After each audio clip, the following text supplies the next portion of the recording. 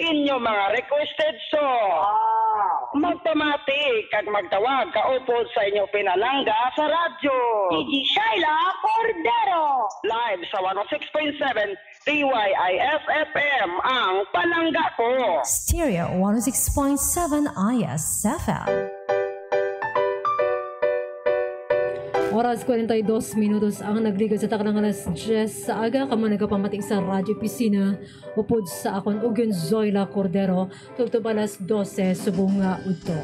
Andi sa pagkilalang aton nga bisita subong nga adlaw aton nga halang doon nga bisita pagpanamiyaw anay sa aton nga mga pinalanggang mga tagpalamati kag sumanagalantaw sa aton live ay Santa Barbara Ugyon Facebook page and Santa Barbara Ugyon Facebook account. Sa atong pinalangga kagalang doon nga Mayor, Honorable Mayor Dennis Professional, Vice Mayor Biloy Makino, sa mga miyembro sa Sangguniang Bayan, sa mga katapok ag staff sang LG Santa Barbara, sa tanan-tanan yung mga empleyado, good morning.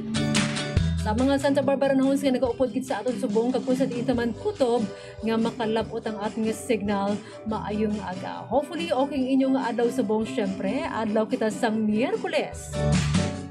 Kagkadasig sang aton nga mga inadlaw. Today is February 21, 2024. Kabay pang okay ang tunga-tunga sa inyo nga semana.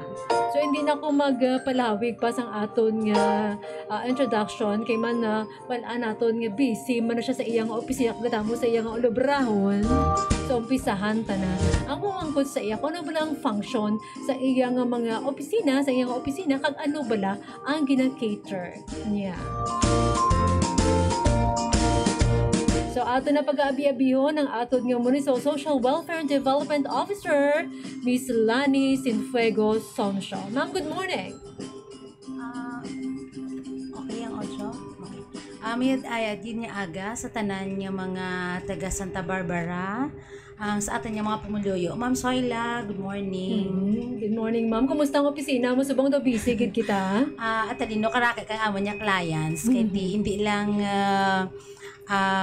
isa ang amo niya gina-cater nga sektor, kundi halos kalabanan nga sektor, kapin pang atin mga disadvantage kag mga vulnerables, gina-cater kang office kang MSWD. So nahon ta ma'am balaan namon nga damo kamusta ang mga gina-cater nga mga problema sa inyong opisina. So umpisahan ta sa AX ma'am ang aton nga assistance to individuals in crisis situation. So madamo bala nagakadto sa inyo with regards to this problem? Yes ma'am. Actually, ang atin nga AX o kon assistance to individuals in crisis situation, ang atin LGU actually naga-augment lang kita no in terms ka financial assistance natin. Kaya ang ginapangayo kang atin nga mga kliyente is for medical assistance, burial assistance kag other financial assistance. Ang medical assistance natin admitted man ikaw o kon waay no kung kakinahanglan ikaw ka mga laboratories mo, mga maintenance mo nga mga bulong, basta na sa emergency kita no nga sitwasyon, ang atin nga LGU nag-extend financial assistance. Kag ang term nga gina-augment lang kita, hindi ginatin maubos mataos sa atin nga kliyente ang tanan nga kinahanglan, amuran nga may mga referral services pagid kita. No, kung medical natin, nag-refer kita sa atin yung mga hospitals, kay pinpakon sa mga laboratories, bala mamsoy, at si sanitarium natin is gatao libre. Kag ang iban man natin yung mga hospitals, kung mga hanggad, gid kapin pa mga CT scans, mga ultrasounds, MRI natin, yung mga clients natin, gina-refer naman sa iban nga agencies, kapin pa kay DSWD, kag sa provincial capital, the same one sa atin yung burial assistance, no? Gina-refer natin para nga mahagan-hagan ang kinahanglanan kang atin nga pumuluyo. So pila ang maximum naton mga mabulig sa ila? Depende no, depende sa ana nga kinahanglanan.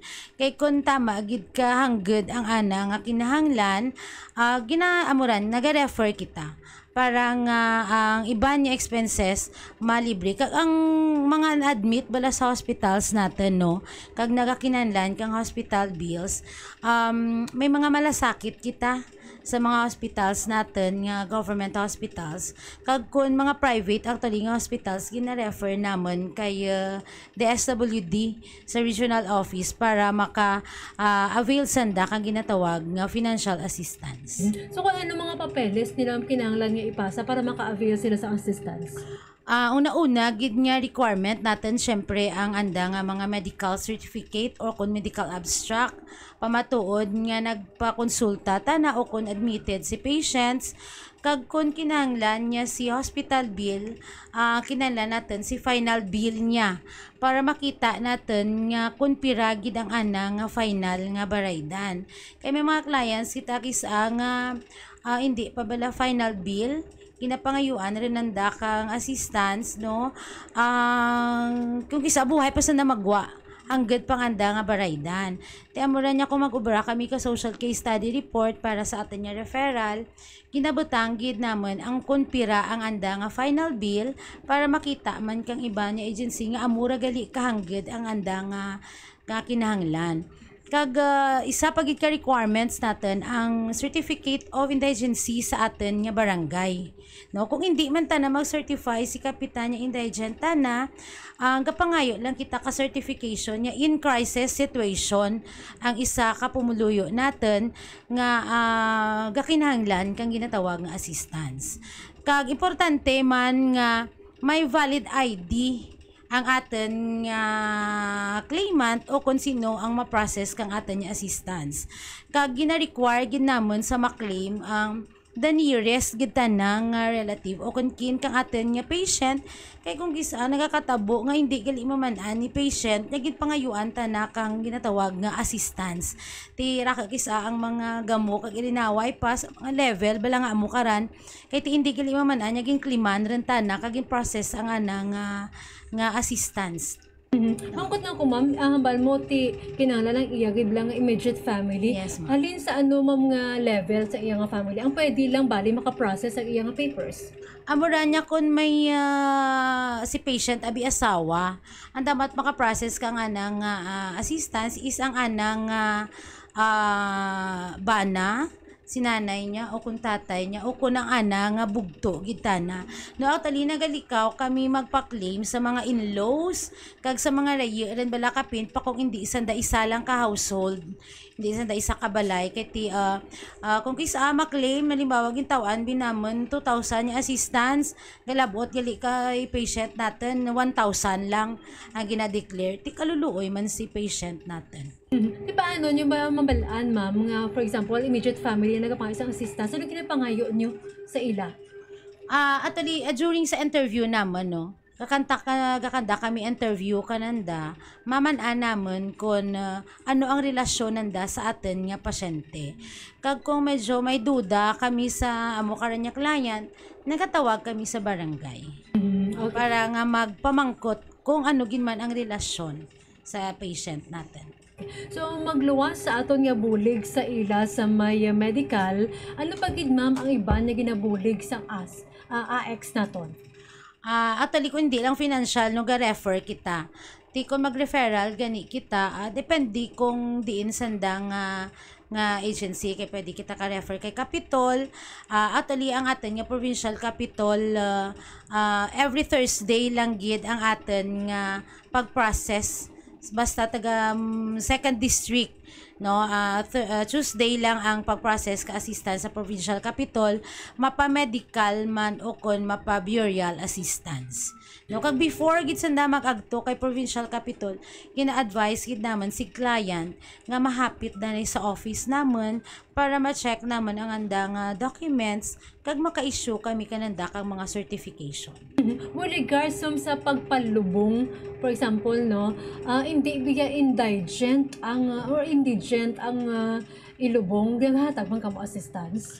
Ataliti kong tigong na certify man tanakang barangay no nga indigent na nag-issue man kami kag kung bisan iban nga actually may mga matbatang mo may mga ara-ara sanda no kung piraman ka bulan ta nag-admit sa hospital milyon ang anagin gasto atali si barangay kag si LGU pwede kita naka-issue kang certificate nga in crisis situation si isa ka patient kag pwede siya actually maka-avail kang mga assistance kag sa referrals natin. Last ko lang ma'am, for example, bikon senior citizen ang nagapangayo tibulig automatic be? Automatic? Atuliti tanan akalas nga senior citizen di ba automatic ginatawag natin kag ginatawag nga assistance. Okay. Ang kay man medyan kita nga sitwasyon kung kaisa ara bala nga senior citizen bala ma'am ang napatay na bala tapos ang family naga-process ang iyang papers di pwede lang na siya di ba nga pangayuan sang assistance. Atali giadto sanda sa office para nga mag-inquire una kung anong requirements, anong documents nga kinahanglan natin kag ang paano mag-process kang mga assistance nila. So, nag-process sila sa medical, pampalubong, kag ano pagid ma'am? Ang AX nato, ano pagid ang ilang gina-cater sila? Atali financial assistance no kay atali nag-extend man kita sa mga na sunugan natin yung mga nga mga clients natin bala nga mga taga Santa Barbara. So tanan-tanan nga mga tawo nga in crisis basta i-declare na in crisis Situation. Okay. Diri sa aton sa may LGU Santa Barbara, may nagatagman kita na augment ang mo kag ina. So nag-augment kita financial assistance. So may maximum amount kita na pwede na nato matao kananda. Atali ang maximum natin nga amount for the financial assistance natin ang ginatawag natin bilang outright cash no 3,000 pesos, below 3,000 pesos. Pag nag-above rin siya 3,000, direct payment kita sa atin nga kapin pa sa burial assistance no ka direct payment kita sa may atin nga punerarya plus kang atin nga mga hospital bills kung sa hospital tana ka direct payment kita sa hospital sa atin. Pero actually depende man kag case to case basis. Kung sa burial assistance ang pila ang maximum natin nga kinatao?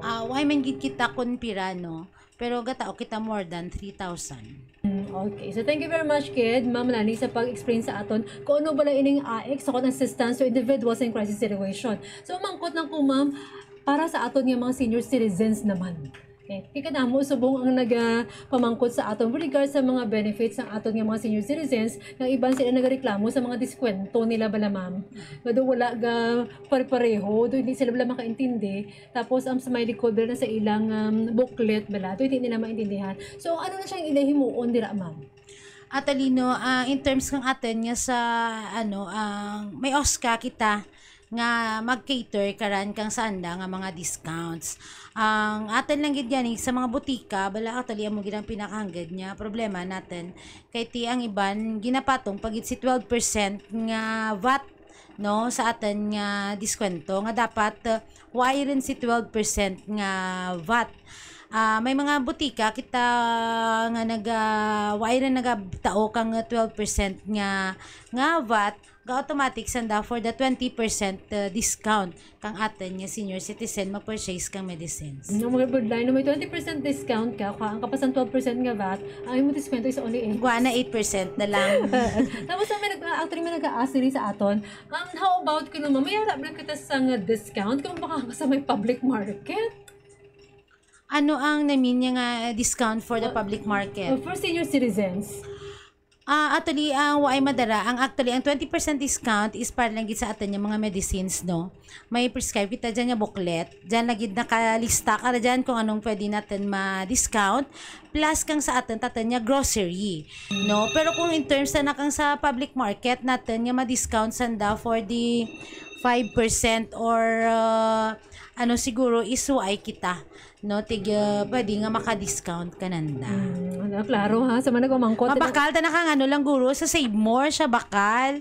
para nga may discount na 5%.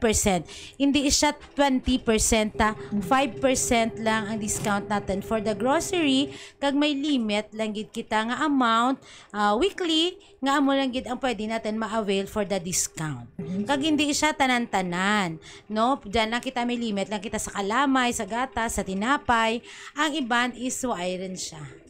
Asan ko ma'am kay ti syempre ang aton na inisuryan subong senior citizens naton ang mga affairs ang aton nga senior citizens may nagamangkod sa aton nang tinga ako no mangkod ko lang sa iyo ma'am pila subong ang aton nga mga may lista ka ma'am kung pila pensioners naton for senior citizens. Ang aton social pensioners is 5,279. Ang aton nga beneficiaries sa bilog nga Santa Barbara. Kag outrun kang aton nga mga 8,000 plus nga mga senior citizen sa bilog nga Banwa. So may nagamangkot diri sa aton ma'am. Actually yung mangkot niya nga ako nung kinahanglan pa kuno bala ma-wait mabutang sa waiting list ang aton nga mga senior citizens nga nagakinahanglan man sang bulig. O dyan na kasi Sorry, lagi kami nagapanawag sa akin yung cellphone. okay lang ma'am. Okay, ang pamangkot niya ma'am is nga ako nung ginabutang pa sa waiting list ang iba niya mga senior citizens nga nagakinahanglan ng bala mga social pension ang mangkot niya ang yan ay kabasahon taliwat hambal niya base ko nung mauna papatay ang senior citizen, hindi pa kabaton sa iyang social pension. Ano ma'am sa diin nato na ginakuha ang budget for the social pension, kaya may ara lang kita sa maximum lang gin para dira ang mga numbers? Actually, amo gidra no, ang atin lang gid nga number of beneficiaries diya sa Santa Barbara is 5,279. As of January 2024, may almost 600 kita ka-waiting list natin.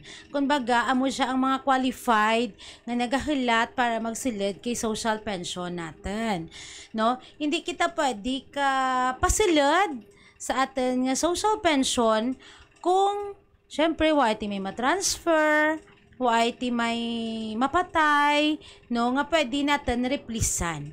Kay for replacement lang gid kita kang atin nga beneficiaries nga out kang 5,279 beneficiaries. So maximum na galit. So, amo lang gid ran ang atin nga may budget from the DSWD. Ti amo lang gid ran ang pwede natin matawan nga beneficiaries natin. Amo ran nga may mga waiting list kita kag hindi koon nga pag 60 years old mo automatic makasulod ikaw kay social pension natin. Agdalad nga daan good rin nga budget ang allotted ka natin sa Banwa kang Santa Barbara kay imbis nga tag 500 pesos per month ang atin nga social pension, nahimo rin siya nga 1,000 pesos per month kag kada release natin nga semestral na ang atin nga release nila hindi rin siya quarterly batambalan kada 6 ka bulan no January to June ang atin nga release which means nga 6,000 pesos ang ma-receive ni social pensioner natin. Mangkot lang ko ma'am, tinti bayar kita sa waiting list nga ara na sila, nadala na sila sa listahan last month na nalista na bala sila. So dala bala sila tanan for the semester naton nga pension? Ang sa waiting list natin, waay paran sanda budget, no? Waay paran sanda allotted niya funds. Tihilatan natin kung, actually, pasama naman kay DSWD, nga may waiting list kita nga amo karan niya number of beneficiaries, no? Kag ang tanan niya niya 600 is actually dapat validated. No, validated siya kay may social welfare assistant kita nga in charge digya sa Banwa ka Santa Barbara nga amora ang naga-validate. Kag kon may mga problema actually kag mga issue sa barangay in terms kang kung sinong dapat nga unahan pasudlon, sino tawan ni priority, ginapanaugan naman sa barangay. Actually, piraka barangay ang ginapanaugan ko antes kami magpahuman kang aton niya payroll, no, para nga ma-clean list bala natin. Nga mag-payout kita is why kita reklamo. Kung insaw nga ginuna si Juan ginpasilid kan sa kay Pedro, no, mga amukaran. After guro kang payout natin for semester, Ma'am Soy, balikan to ang iban nga mga barangays natin nga for validation kag revalidation nga tinatawag. Nasaan payout natin, ma'am? Actually, nagtentative kami schedule last week kang February. Pero why pa mabuol ang check-in natin from the SWD. Hindi natin pwede maasi-asi kag nga maka-payout dayon, no. Nag-target naman kami mga first or second week kang March para mag-payout sa atin nga 60 ka barangays. Ang imong cellphone lao. Mabisi. Busy gid. Mangkot nang ko bala, makita may survey kita talad for mga diabetics bala, ma'am. Di ba? May kita sa survey subong. So, ang mga nagmamatik mo sa radyo opisina po sa amon ni Municipal Social Welfare and Development Officer Miss Lani Somsyo. Ang ara siya sumong sa telepono kay man busy kitang iya nga live subong sa oras naton 2 minutos na nakaligad sa takna nga alas 11 sa aga. So ginaistoryahan namon subong kung ano bala ang mga benepisyo sa aton nga mga senior citizens sa iban pagid nga mga bagay. So mamangkot na ko sa iyo, ma'am, may kita sa survey for diabetics bala naton nga mga tao. So mangkot nang ko kung diri sa may Santa Barbara pinara kita, ma'am, no? Actually, TBS, isa na ka nga niya Municipal Health Office, Ma'am Soy. Okay. Kaya sa office naman, why kami amo ka niya survey sa tinan. Okay. Kasi sa aton nga RH ganito. RH. Kaya mga call ko tayo, kung libre, bala tanan nga maintenance. Ano, DJ Jan? Wait lang, ha?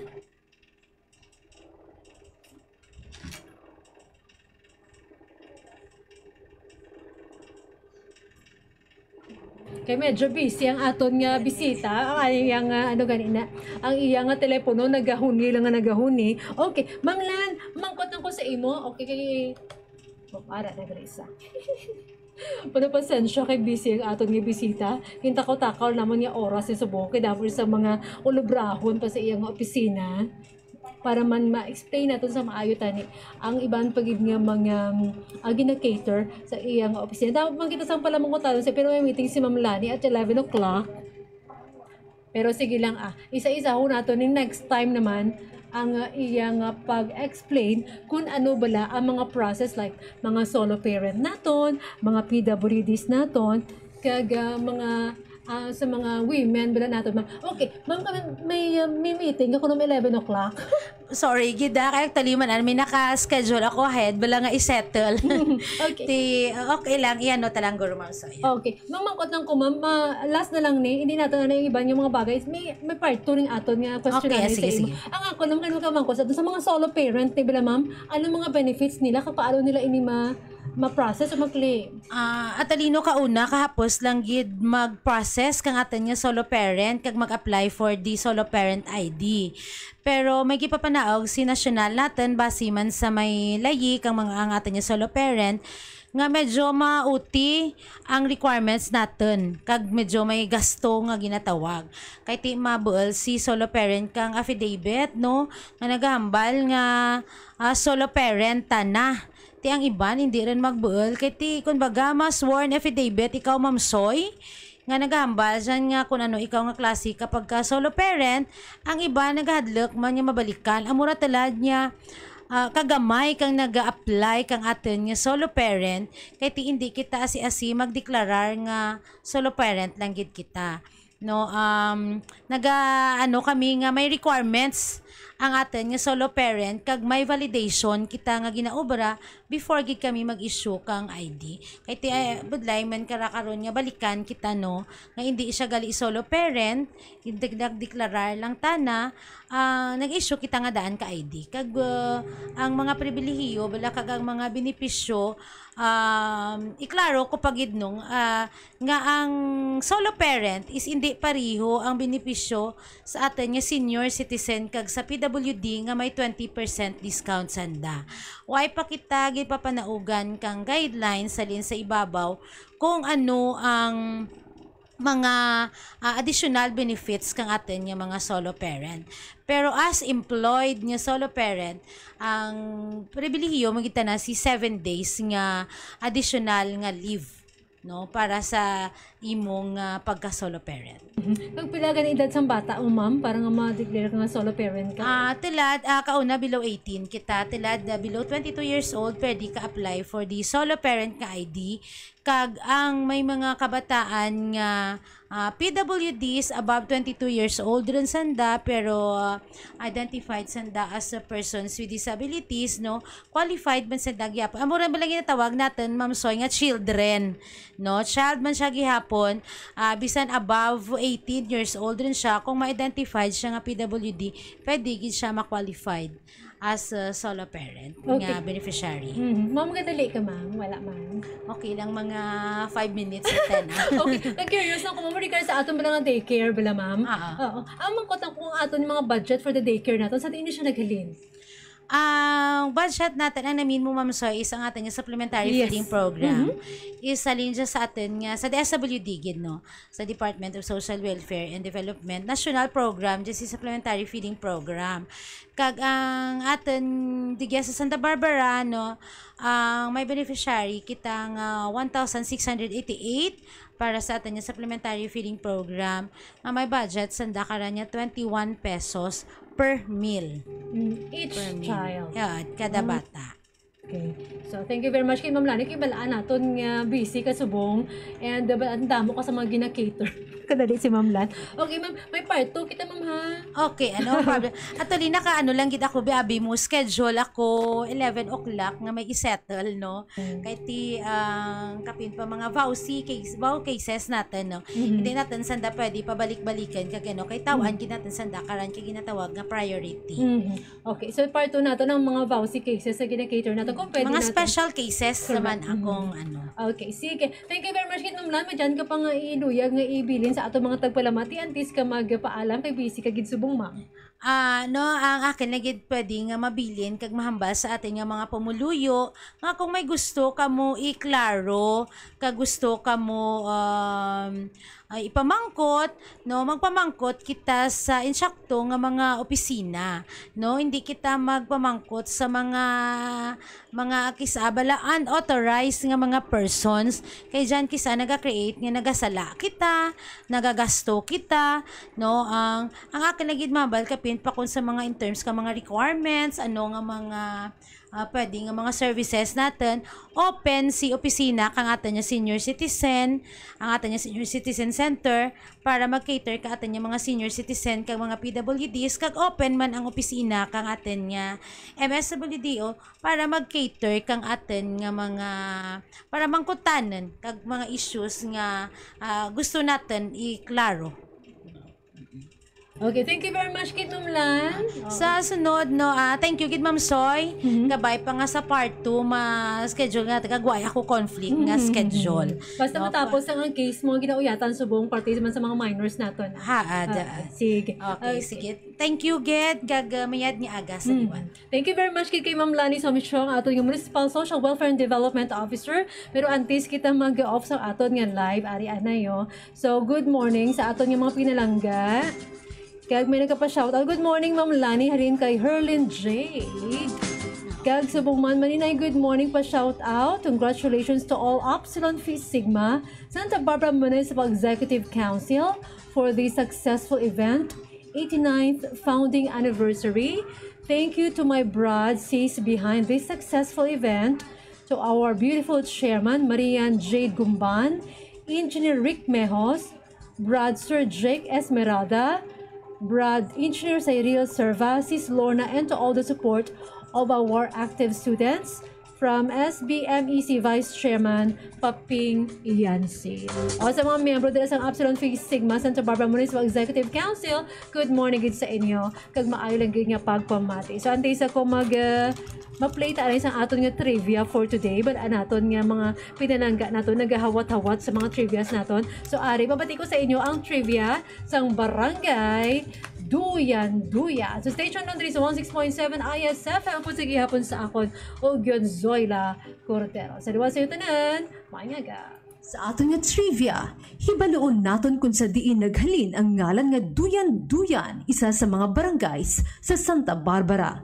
Base sa panaysayo ni Julian Sobrimisana, sunod sa istorya sa mga katigulangan, sang unang nga panahon, may isa kahapon nga nag-agi sa barangay Duyan, kag namangkot kung ano ini nga lugar. O galing, wala man makibalo ang iya mga ginpamangkutan. Sa padayon niya nga pagpanglakaton, may nakitaan siya nga tawo nga nagabatang sa isa ka baratangan nga himo sa ginhabi nga luna nga nagakabit sa duha ka poste sang kahoy nga maskin sadto nga mga inadlaw kilala na sa tawag nga duyan. Bilang tanda para sa iya nga pagbalik, gintawag niya ang mga lugar nga duyan-duyan. Sunod pa sa sugid sang iban, ang ngalan nga Barangay Duyan-Duyan ginbase sa korte sang karsada nga nagahalin sa Barangay Bagong Bayan, padulong sa Barangay General Martin T. Delgado, pagkadto sa Barangay San Sebastian nga daw Duyan. Para sa Ugyon Trivia, Zoila Cordero.